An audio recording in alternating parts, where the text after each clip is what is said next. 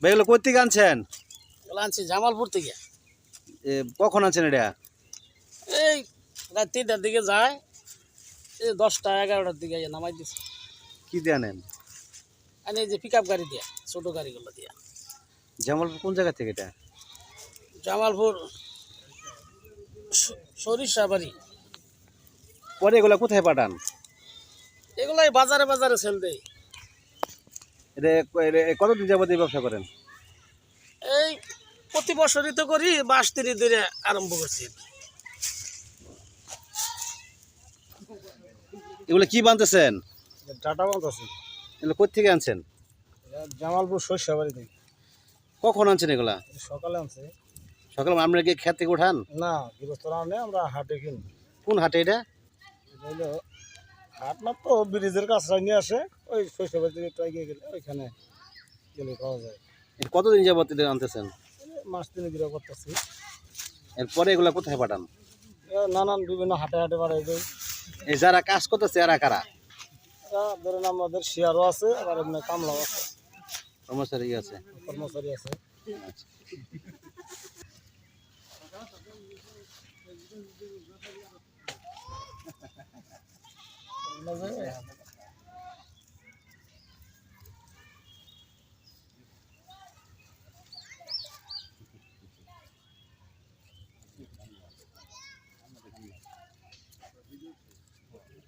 এগুলো কি ঢাকা পাঠান? হ্যাঁ, ঢাকাও চল দেয়। এখন কোথায় দিবেন এগুলা? এখনই গ্রামগঞ্জের হাটে হাটে বিক্রি করবো। তাদেরকে কেমন থাকে? মোটামুটি ভালোই থাকে। আপনারা কয়জন এখানে? আমরা 6 জন বাকি আছি। 6 জন বাকি আছেন।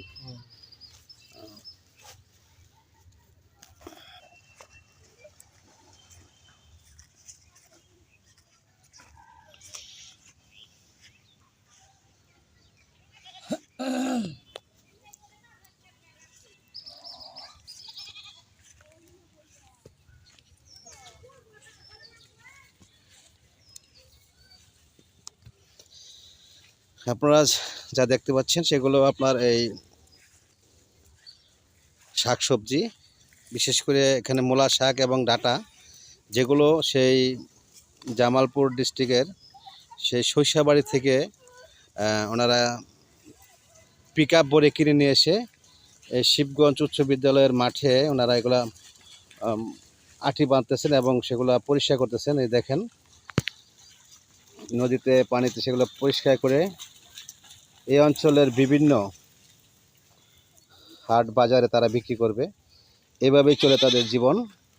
আজ থেকে প্রায় 3 মাস আগের থেকে তারা এই 3 মাস পূর্ব থেকে আজকে এই শাকসবজি কিনে এনে তা বিভিন্ন বাজারে ব্যবসা করার শুরু করেছেন। এটা কতদিন চলবে? পুরা শীত সিজন এবং প্রায় আরও 6 মাস, অর্থাৎ বছরে প্রায় 9 মাস তারা এই কাজ করে জীবন জীবিকা নির্বাহ করে থাকে। আপনারা দেখতে পাচ্ছেন এগুলোই কিন্তু অ্যাকচুয়ালি গ্রাম অঞ্চলের একদম টাটকা শাকসবজি যাকে বলা হয়। এগুলোই এখানে কোনো কৃত্রিম কোনো অর্থাৎ কোনো এখানে কেমিক্যাল দেওয়া হয়নি।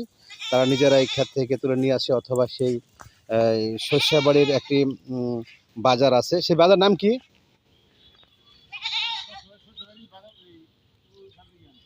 সরিষাবাড়ি এখানে ব্রিজের নাম কি ওই এলাকার যেখান থেকে নিয়ে আসেন? হ্যাঁ, অর্থাৎ সরিষাবাড়ির বিভিন্ন অঞ্চল থেকে তারা এভাবে এগুলো নিয়ে এসে পিক আপ ভরে নিয়ে আসে, একদম ভরে যায়, রাত্রেবেলা চলে যায়, তারপরে খুব ভরে নিয়ে আসে এখানে করে, আবার বিকালে এগুলো বিভিন্ন জায়গায় তারা এগুলো সেল করে থাকে। এটাই আমাদের গ্রাম বাংলার সবচেয়ে যে মানে সুখের বিষয়, সেটা হলো আমরা টাটকা শাকসবজি খাই। এদের মাধ্যমেই বিভিন্ন এলাকার ছড়িয়ে ছিটিয়ে পড়ে সেই টাটকা শাকসবজিগুলো আমরা তাই জানতে পারলাম তাদের কাছ থেকে। দেখেন এই শাকসবজিগুলো বিশেষ করে এটা হলো আপনার মূলা শাক।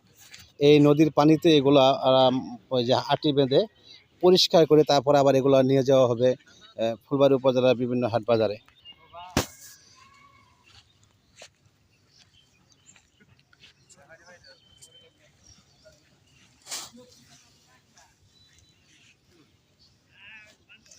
দেখছেন এগুলো কিন্তু আটি করে আনে নাই, একদম ক্ষেত থেকে তুলে তারপরে পিকআপে ভরে নিয়ে আসছে। এখন সেগুলো আটি করে সেগুলো আপনার নদীর পানিতে পরিষ্কার করবে।